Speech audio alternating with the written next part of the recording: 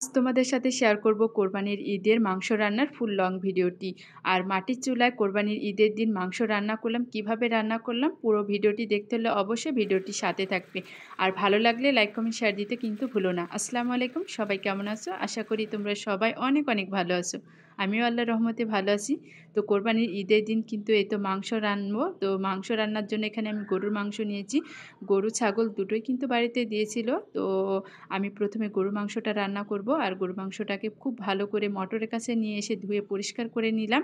তারপরে এখন এই তো আমি হাঁড়ির পাতিলের মধ্যে দিয়ে দিছি। পাতিলের ভিতরে কিন্তু আমি সরিষার তেল আর সাদা তেল দুটো একসাথে মিক্স করে নিয়েছি। তারপরে গরুর মাংসটা দিয়ে দিলাম। সবাই অবশ্য আমার হাতে রান্না খেতে চেয়েছিল মাটির চুলাতে, তো সবার জন্য রান্না করলাম। এখানে আমি গরুর মাংস নিয়েছি, এখন একে একে আমি সব উপকরণগুলো দিয়ে দিব। সবগুলো মশলাপাতি কিন্তু আমরা আগের দিন রেডি করে রেখেছিলাম, যাতে করে আমাদের ঈদের দিন কষ্ট না হয়। তো এক একে দিয়ে দিলাম। আমি এখানে আদা বাটা, রসুন বাটা দিয়েছি, জিরা বাটা দিয়েছি, তারপরে বেশ কিছু পরিমাণে পেঁয়াজ কুচো দিয়ে দিলাম। এখন এখানে দিয়ে দিব পরিমাপ করে মরিচের গুঁড়ো, সব কিছু মাংসের উপরে পরিমাপ করে আমি দিয়ে দিলাম। তারপরে হলুদ গুঁড়ো দিয়েছি, লবণ দিয়েছি, এখানে জিরা গুঁড়ো দিলাম, ধনিয়া গুঁড়ো, মানে সব কিছু হাতে পরিমাপ করে দিয়ে দিলাম। এখানে তো লবঙ্গ দিয়ে দিলাম। তারপরে এখানে তেজপাতা, দারচিনি, এলাচ সব কিছু আমি দিয়ে দিব। এক এক এখানে তেজপাতা দিয়ে দিলাম। আর এলাচগুলো এখানে বেশ কিছু পরিমাণে এলাচ নিয়েছি, আর এলাচগুলোকে একটু থেতো করে নিচ্ছি। এতে করে কিন্তু এলাচ থেকে খুব সুন্দর একটা ঘ্রাণ বের হবে। এখানে জয়ফল, একটু জয়ত্রী, সব কিছুই অল্প অল্প করে দিয়ে দিলাম মাংসের ভিতরে। ১০-১২টার বেশি আমি এখানে কালো গোলমরিচ ব্যবহার করেছি। এখন সব কিছু দিয়ে একসাথে কিন্তু হাত দিয়ে খুব সুন্দর করে মাখিয়ে নিব। কোরবানির ঈদের মাংস বলে কথা, আর হাতে মাখিয়ে রান্না করলে সেই মাংসটা খেতে অসম্ভব মজা। একসাথে অনেকগুলো মাংস রান্না করলে এমনিতে মাংসের স্বাদ কিন্তু দ্বিগুণ হয়ে যায়। তো নতুন হাঁড়ি তো একটু হাঁড়িতে মাটি লাগিয়ে দিয়েছে আমার শাশুড়ি, আর আমি মাটির চুলাতে রান্না করছি।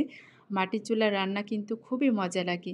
তো মাংসটাকে উল্টে পাল্টে আমি নাড়াচাড়া দিয়ে নিচ্ছি। আর মানে মাংসটাকে খুব ভালো করে কিন্তু কষিয়ে নেব। আর মাংস থেকে মানে অনেকটা পানি বের হয়েছিল, একদম টাটকা ফ্রেশ মাংস বলে কথা। মাংস থেকে দেখবেন টাটকা মাংস থেকে কিন্তু অনেকটাই পানি বের হয়, আর ফ্রিজের মাংস থেকে সহজে পানি বের হতে চায় না। তো মাংসটাকে কিন্তু এই পানিটা শুকিয়ে নেব। অনেক সময় আছে কি এই পানিতেও অনেক সময় সিদ্ধ হয়ে যায়, তবে গরুর মাংস তো সিদ্ধ হতে একটু সময় লাগে।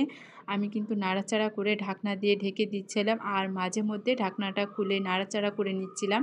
কারণ মাটির চুলা, আর যদি একটু নিচে লেগে যায় তাহলে মাংসটা খাওয়া যাবে না পুড়ে গেলে। তো বারবার করে নেড়ে চেড়ে দিচ্ছিলাম। কোরবানির ঈদের এই মাংস রান্নাটা কিন্তু সবাই অনেক অনেক পছন্দও করেছিল। মাংসের ঝোলের পরিমাণটা প্রায় কমে এসেছে, আর একটু জাল করলে হয়ে যাবে। তো এখানে আমি কয়েকটা কাঁচা লঙ্কা দিয়ে দিলাম। ঝালের পরিমাণটা একটু কম মনে হচ্ছিল, ঝাল কিন্তু বেশি হলে গরুর মাংস রান্নাটা খেতে অনেক মজা হয়। ঝাল ঝাল করে গরুর মাংসের ঝোল রান্না করলাম। তো আমার দেখো এ পর্যায়ে কিন্তু অনেকটাই তেল উঠে এসেছে, আর মাংসটাও কষানো শেষ। মাংস কষা খেতে কিন্তু সেই মজা লাগে। কষাতে কষাতে মাংসটা প্রায় অনেকটাই সিদ্ধ হয়ে এসেছে। এ পর্যায়ে অল্প করে একটু পানি দিয়ে দিলাম, আর এই পানি দিয়ে কিন্তু মাংসটা পুরোটাই সিদ্ধ হয়ে যাবে। আর মাংসটা আমার পুরো ভিডিওটি করা হয়নি লাস্টের দিকে। তো দেখো আমার মাংসটা কতটা লোভনীয় হয়েছে। আর তোমাদের কাছে কেমন লাগলো অবশ্যই জানাতে পারো।